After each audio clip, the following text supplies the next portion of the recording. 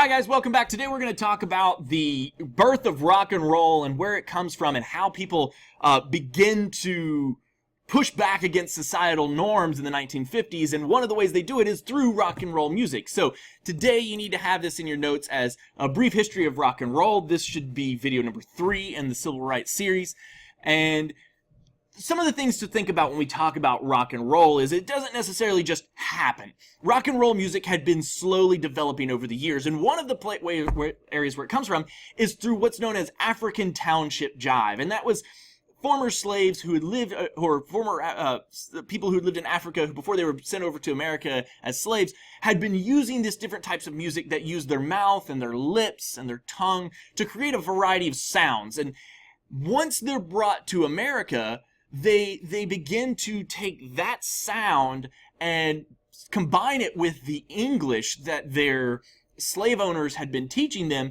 to actually kind of create the first lyrics. So you have kind of the rhythm and the beats and the music of the African Township Jive now married with the lyrics and the English language to create kind of what we know as more of a traditional song today. And rock and roll music links back all the way back to even the early 1800s in the design and the development. It's a slow process of where this music comes from.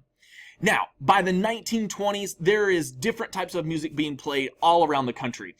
In the South, there's mostly country and Western music. In the Northeast, there's big bands, Tommy Dorsey and Glenn Miller, and mostly orchestra music. There's the Frank Sinatras of the world that are coming up. There's all this types of different music all over the country, and the record industry really starts to rise and become a powerful force in pop culture, mainly because once record players become widely available, they can start to send that music all over the country to all parts of different places, so that people can begin to explore and hear what's popular in the South versus the North versus the West or the Northwest. And one guy in particular becomes very, very famous for this, and his name is Sam Phillips, and he's kind of the guru of rock and roll for the producing side. He's the guy behind the scenes who's signing acts, who's getting them record deals, who's making these records and helping send them out. And he starts to kind of bring together all these different styles of music into this hybrid style of what we'll know as rock and roll.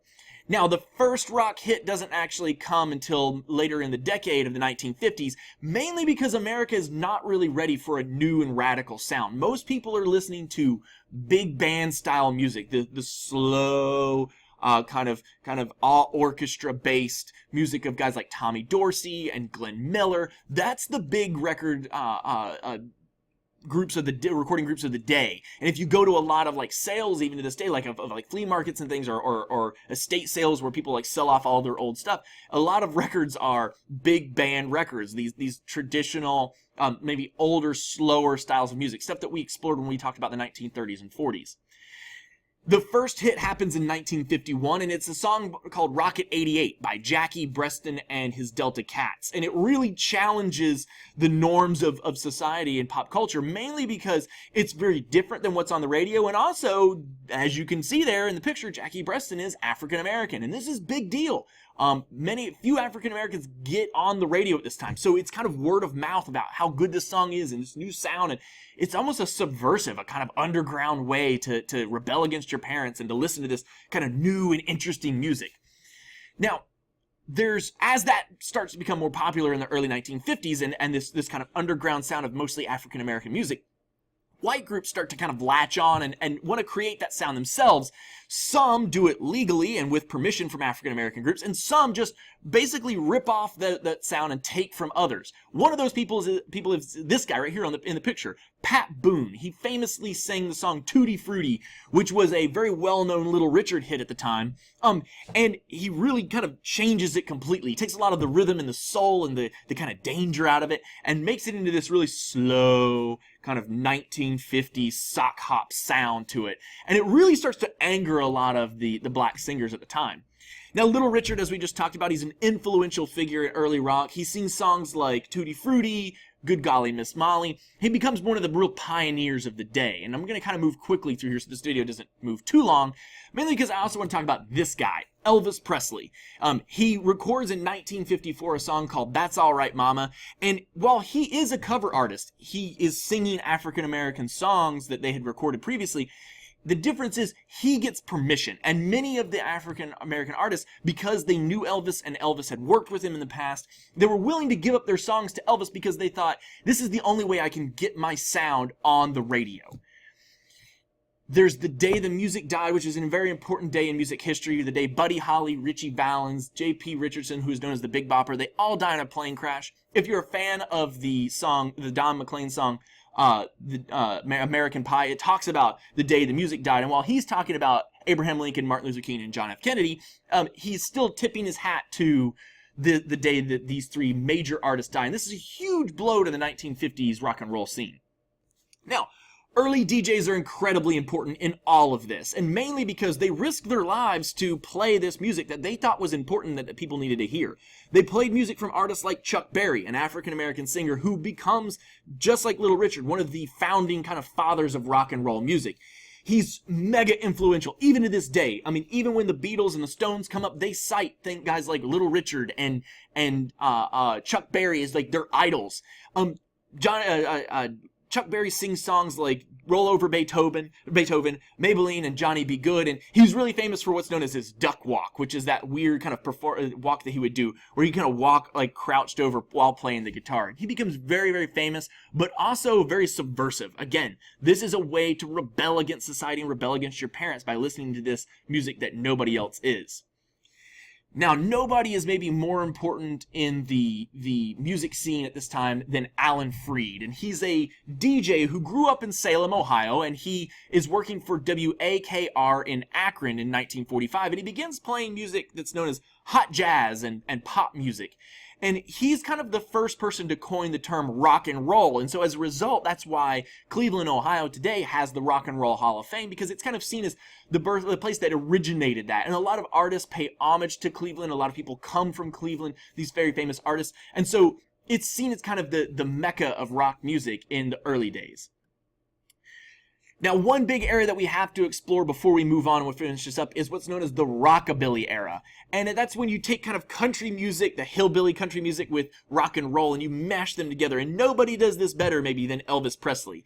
In his famous song, That's All Right, he becomes kind of a megastar with that song. And in 1956, he's invited onto the Ed Sullivan Show, which was kind of a variety talk show at the time that was kind of the gateway for many artists to make their big break. And when he's on there, Elvis is really well known for shaking his hips and gyrating and moving around, and he's seen as very controversial because it's almost like he's using these sexualized moves to excite kids, the way it's what a lot of parents and people see. And so when he's on Ed Sullivan again in 1957, CBS actually censors it so that all you see is kind of from here up, from the waist up, so you don't see his lower half, his lower body, that scandalous side of Elvis Presley.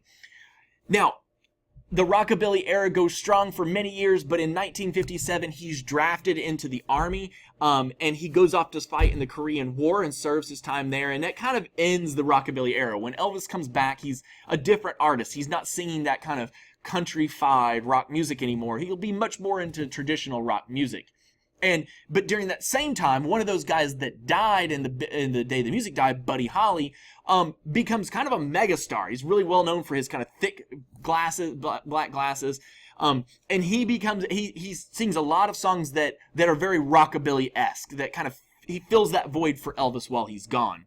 Now, on August 5th, 1957, quite possibly the most influential rock music TV show ever comes out, and it's American Bandstand, hosted by Dick Clark. And it originally comes out of Philadelphia.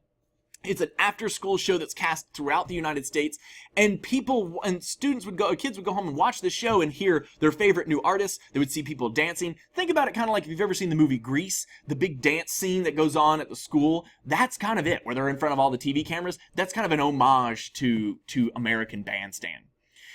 We can't talk about rock and roll music without talking about this guy, and his name is Jerry Lee Lewis, and he really challenges Elvis and Little Richard to be known as the king of rock and roll. And he sings songs like Great Balls of Fire, and he's known for his flamboyant playing of the piano. He would stand up and yell and scream and play, and people are really attracted to him. But all of this starts to build, and Eventually, he kind of tarnishes his own reputation, and he announces that he's going to marry his 13-year-old cousin, which was actually not his first marriage, and it kind of ruins him. And so even to this day, he doesn't have as high of a place in rock music's history, mainly for the social things that he was doing outside of it. But no one can deny that Jerry Lee Lewis is quite possibly one of the most influential artists of this time, because of his ability to mix that rock and country music together and create a really soulful and exciting new form of music. You also have doo-wop groups at the time who sing kind of a slower version of it. One of those groups is known as the Belmonts. In 1958, they sing a song called I Wonder Why, which becomes their first big hit. And doo-wop really takes hold in the late 1950s, but it will eventually kind of die away in favor of more of traditional rock and roll music. So that's it, guys. If you have any questions, please make sure you put those into your notes. I know this was a little long, but it's kind of important because I want you to understand how this rock and roll comes about. We'll talk about in class how this influences later on people like Bob Dylan, the Rolling Stones, the Beatles, all the other rock bands that you've heard of before, but understand today that this is where the birth of rock and roll comes from. It's not created necessarily by white artists. It's African Americans who are singing these songs and are either lending them out to white artists or are influencing them to create their own. So until tomorrow, have a great rest of your day and see you later.